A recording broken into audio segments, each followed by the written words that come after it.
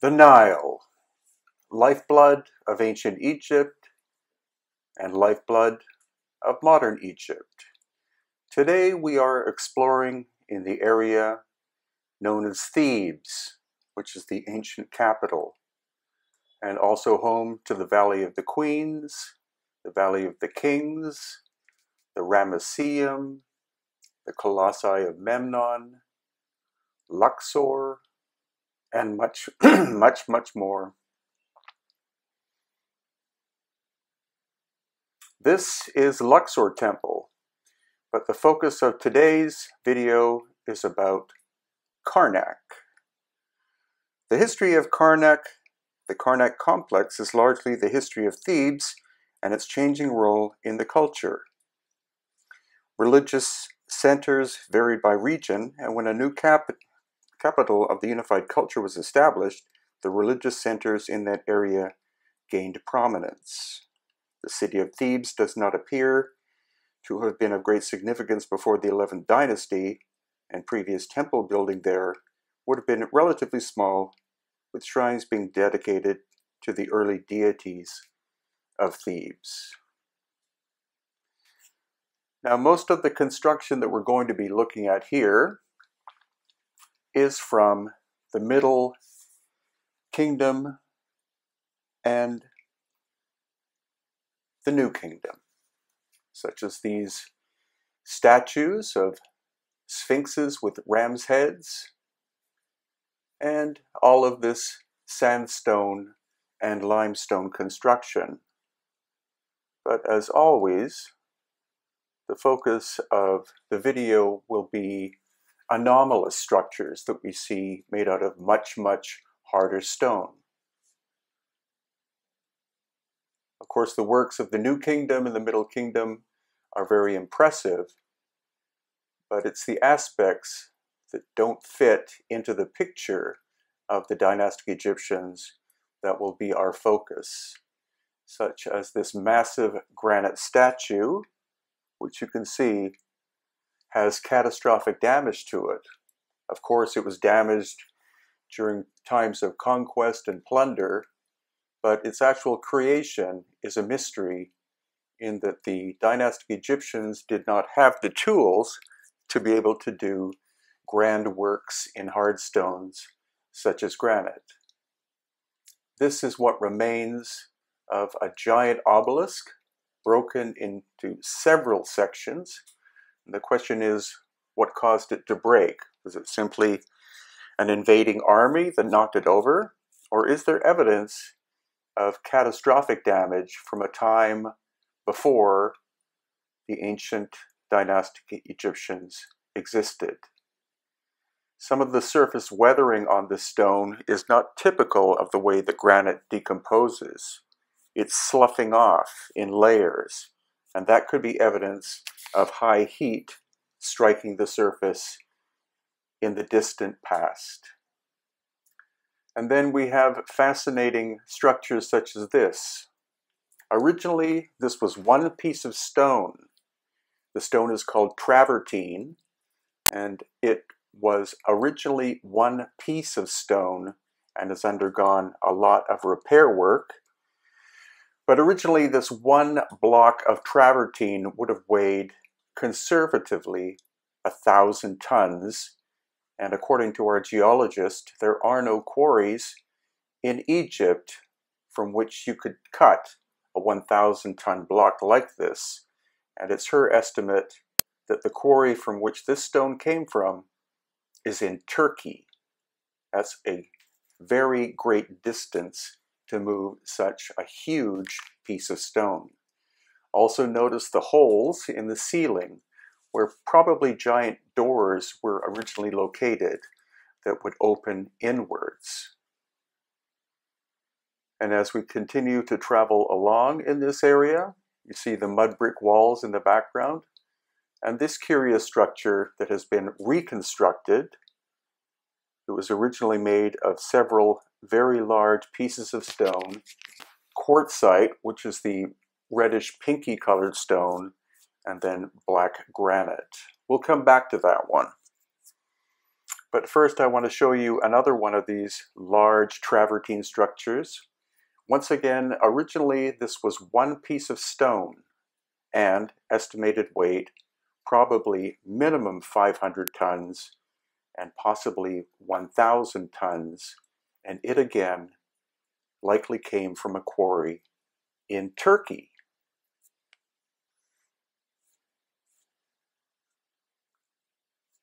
Here again you can see the perfectly circular holes in the ceiling that probably would have been hinge points for two massive doors.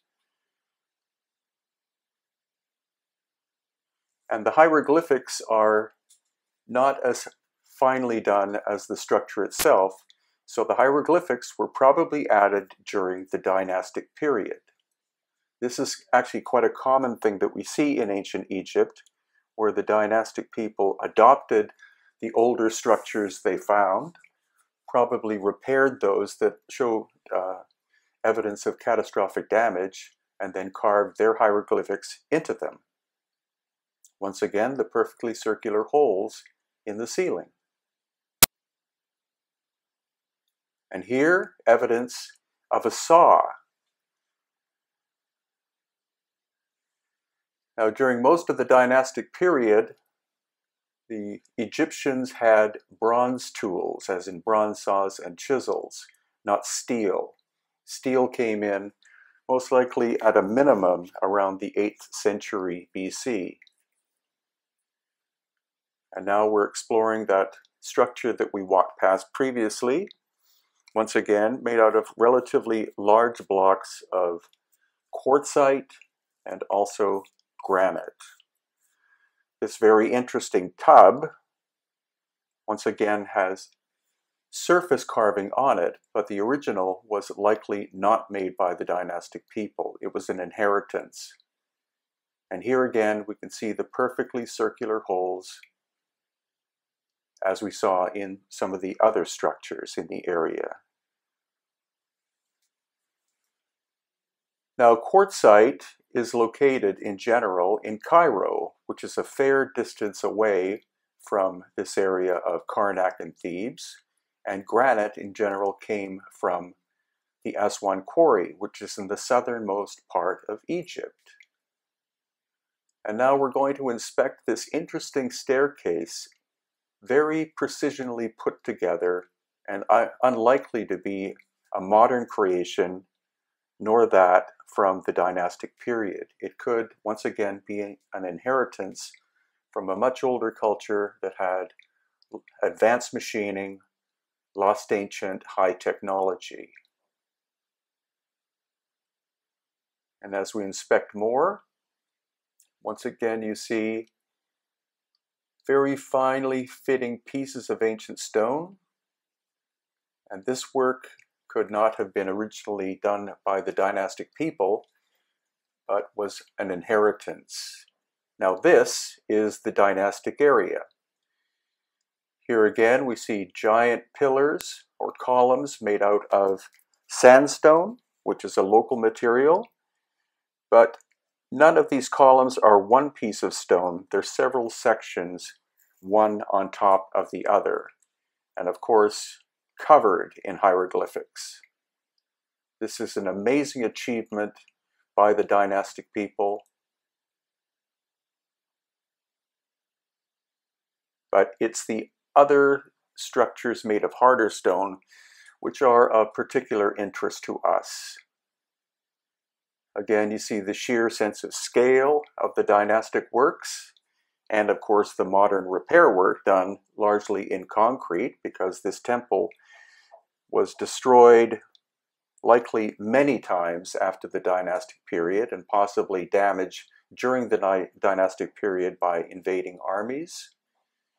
But now we're walking down towards what is called the Holy of Holies. This is the original core of Karnak, and this is where we find the majority of the megalithic work, which is of particular interest to us, aside from the large travertine structures we saw. This is one of the largest obelisks remaining in the world, and it's made of one piece of Aswan granite. Now, as has been said in other videos of mine, this could not have been originally the work of the dynastic people because they were incapable of working with hard materials such as granite to such a fine degree like this. They, of course, did make sculptures and other things out of granite, but their finishing work was never as fine as this. So this is an example of a much older piece of work. And here again we find another saw mark cut relatively deeply into the granite. Not something that could have been achieved during dynastic times, but a remnant of the much older culture. Here again we see another very fine saw mark. You cannot do work like this with a bronze saw. This would require something much harder. And now we're looking at what is called a core drill, or at least half of one. And this shows you the size of it. Now, core drills were not invented, as far as we know, until probably the 1870s AD. And look how thin that core drill was. Here again, another very fine saw mark in granite.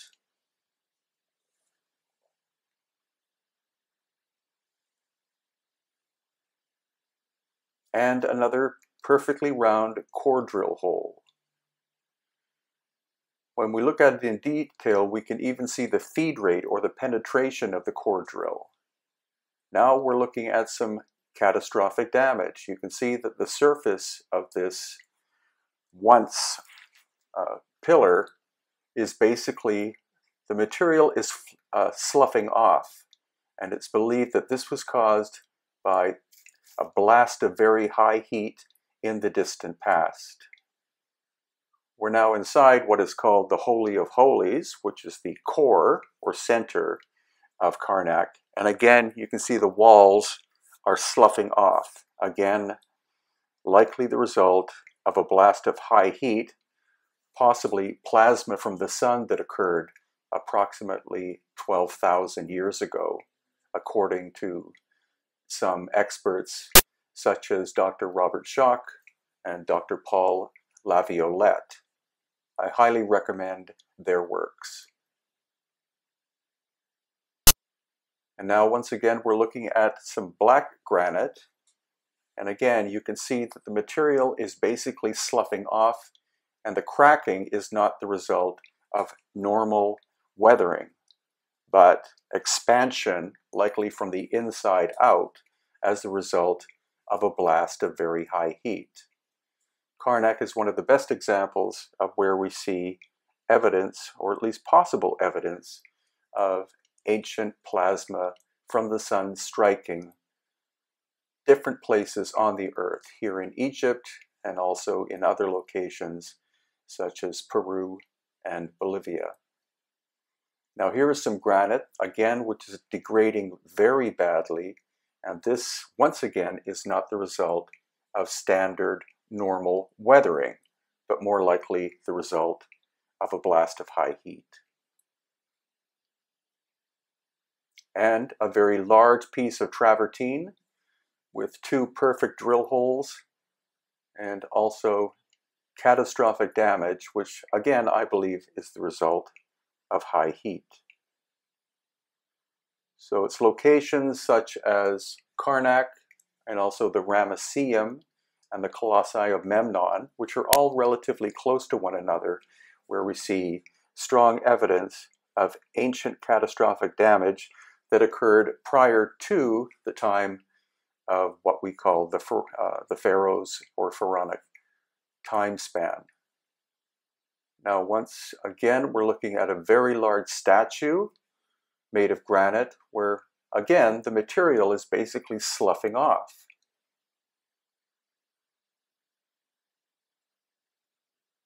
And then we see that the top half of the statue is simply not there whatsoever. Look at the high polish on the lower part of the leg. Again, that type of high polish was not achievable during dynastic times because that requires very hard and fine material such as carborundum or diamond dust to be able to create such a high polish. And here again, we're seeing more sloughing off of the surface, very large blocks of granite that lock together without mortar, and more perfect drill holes.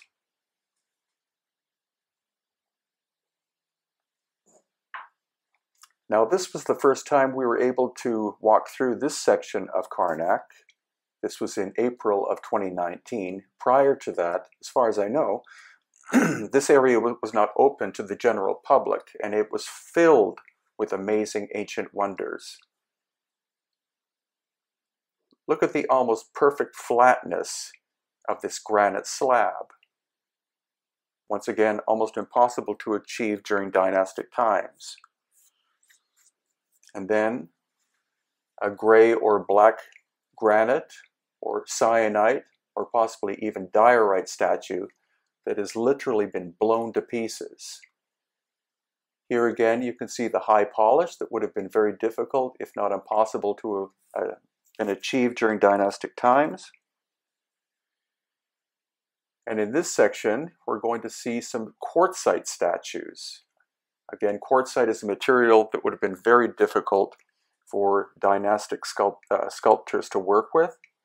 And the nearest quarry of quartzite of this scale is located in Cairo, which is quite a fair distance away. Each one of these statues shows not only catastrophic heat damage, but even melting, as you can see here. Since quartzite is very high in quartz, when you apply high heat to quartzite, the material has a tendency of melting, which we saw at another location called Tanis in the Nile Delta. Once again, we see very large statues made of one piece of stone, where large sections of the statues have been obliterated. This is not likely to have been done by invading armies, but again, by ancient cataclysmic activity prior to dynastic times, taking us back into what the ancient Egyptians call Zep Tepe, or the first time, which describes the pre-dynastic period.